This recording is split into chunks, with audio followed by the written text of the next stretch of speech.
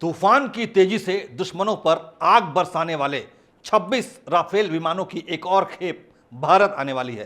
प्रधानमंत्री नरेंद्र मोदी इसे हासिल करने के लिए फ्रांस पहुंच गए हैं, लेकिन इस बार आने वाले राफेल पिछली बार की खेप से ज्यादा घातक हैं। नमस्कार, उदय इंडिया डिजिटल में आपका स्वागत है। मैं हूं अंशुमान आनंद। साल 2016 में फ्रांस से 36 राफेल विमान खरीदकर भारत ने चीन से लगी पूर्वी और पाकिस्तान से लगी पश्चिमी सीमा को सुरक्षित कर लिया है और अब वक्त है समुद्री सुरक्षा को फुल प्रूफ बनाने का।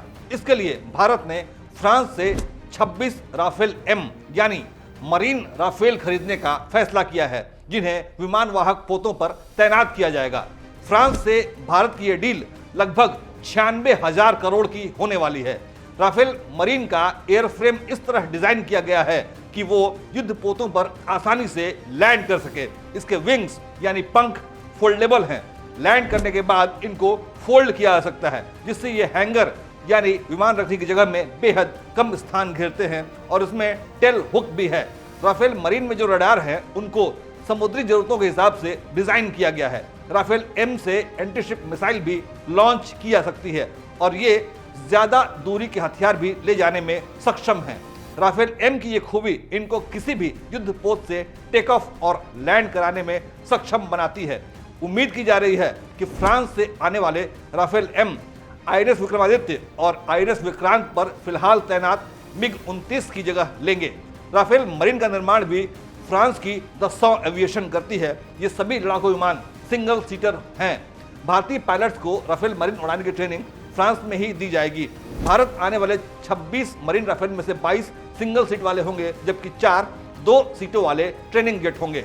भारतीय वायुसेना को जो राफेल दिए गए हैं उनसे राफेल मरीन बहुत अलग है। ये आकार में ज्यादा छोटे और हल्के होते हैं। इनमें समुद्र की गहराई में छिपी पनडुब्बियों को तलाश करने और उनको नष्ट करने के लिए विशेष रडार और हथियार लगाए गए हैं। राफेल मरीन को लैंड करने के लिए बेहद कम जगह की आवश्यकता होती है, क्योंकि इन्हें युद्ध पोतों पर तैनात किया जाना है। इसलिए इन्हें बेहद हल्का बनाया गया है। इनका वजन मात्र 15,000 किलोग्राम है।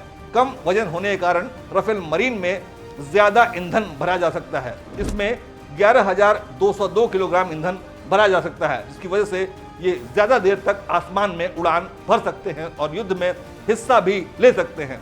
इसकी कॉम्बैट रेंज 1850 किलोमीटर है, जबकि फेरी रेंज 3700 किलोमीटर है।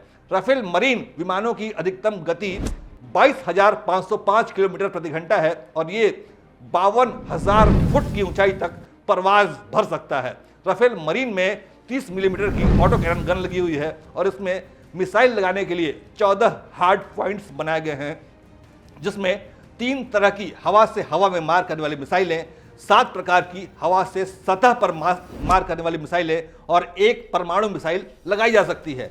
राफेल मरीन 4.5 पीढ़ी का फाइटर जेट है, जिन्हें विशेष तौर पर समुद्री जरूरतों के हिसाब से डिजाइन किया गया है।